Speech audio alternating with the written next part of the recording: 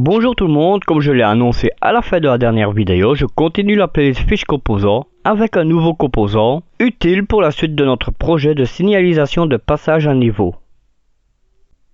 Ce composant, pouvant se révéler fort utile, se trouve dans une multitude d'appareils électroniques et est le relais. Dans cette vidéo, je vous présenterai le relais Sangle SRD.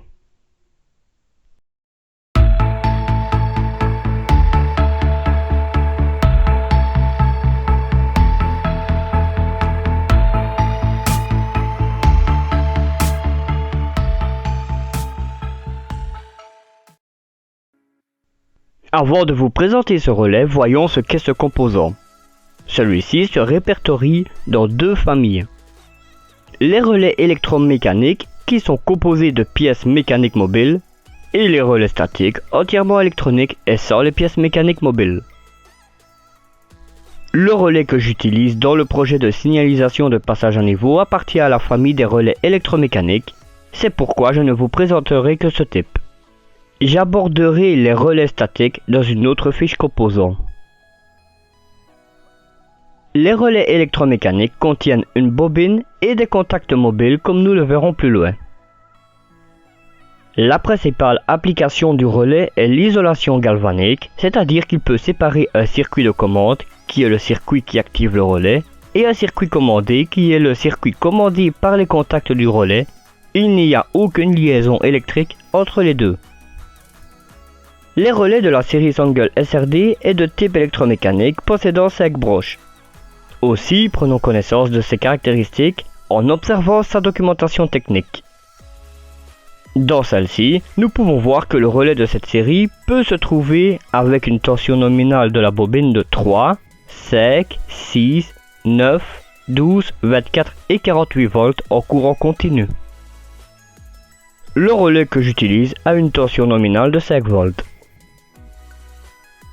Ainsi, pour une bobine en 5 volts, la résistance de la bobine s'élève à 70 ohms et l'intensité nominale qui doit passer dans la bobine s'élève à 71,4 mA.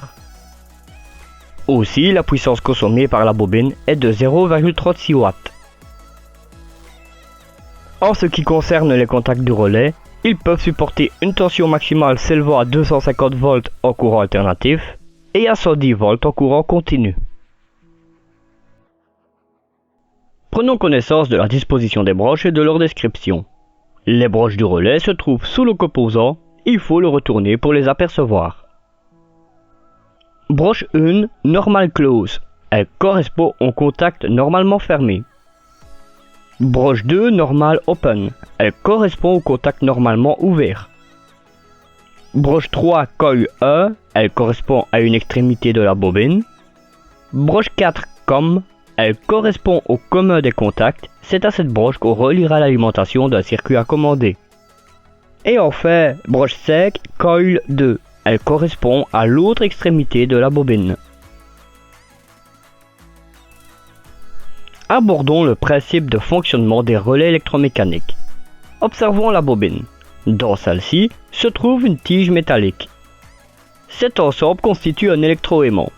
Lorsqu'un courant traverse la bobine du relais, un champ magnétique se forme autour de celle-ci, attirant une pièce métallique. En basculant, cette pièce pousse une lamelle, aboutissant à la mise en contact avec une autre lamelle. Ces lamelles sont les contacts du relais. Par conséquent, les deux contacts sont fermés, permettant la circulation d'un courant. Aussi, on dit que les contacts sont au travail. Quand la bobine n'est plus parcourue par un courant, le champ magnétique autour de celle-ci se résorbe. Ainsi, la pièce métallique bascule dans sa position initiale grâce à l'action d'un ressort. Par conséquent, les contacts reprennent également leur position initiale, c'est-à-dire écartés l'un de l'autre, ne permettant plus la circulation d'un courant. Dans cette configuration, on dit que les contacts sont au repos. Maintenant, mettons le relais en pratique en commençant par observer le schéma de principe d'un petit circuit. J'ai repris le circuit avec le transistor en commutation auquel j'ai adapté sa résistance de base. Nous pouvons également voir qu'il y a une résistance en série avec la bobine du relais. En effet, la bobine ayant une tension nominale de 5 volts et que j'utilise une tension de 9 volts, il a fallu créer une chute de 4 volts. Dans ce schéma, je matérialise l'état du contact normalement fermé du relais par une LED rouge et le contact normalement ouvert par une LED verte. Ayant utilisé et adapté le schéma de la présentation du transistor, j'expliquerai seulement le fonctionnement de la partie droite contenant le relais. Je vous propose d'aller voir cette vidéo dont le lien est en description. Ainsi, lorsqu'on met sous tension le circuit et que le potentiomètre est réglé à sa plus haute valeur, le transistor n'est pas saturé, ne permettant pas la circulation de courant au travers de sa jonction collecteur-émetteur. Par conséquent, la LED 1 est éteinte et aucun courant ne circule dans la bobine du relais. Les contacts restent dans leur état initial, c'est-à-dire que le courant circulera au travers du contact normalement fermé, allumant par la même occasion la LED rouge. La LED verte, reliée au contact normalement ouvert, demeure éteinte. En réglant le potentiomètre de façon à obtenir une intensité suffisante sur la base du transistor, celui-ci est saturé, permettant une circulation de courant au travers de sa jonction collecteur-émetteur. Par conséquent, la LED 1 est allumée et un courant circule dans la bobine du relais. Les contacts basculent, c'est-à-dire que le courant circule maintenant au travers du contact normalement ouvert, allumant par la même occasion la LED verte. La LED rouge, reliée au contact normalement fermé, s'éteint. Nous remarquons une diode reliée en parallèle à la bobine du relais, la cathode reliée à la résistance de limitation de la bobine, elle-même reliée à la tension d'alimentation.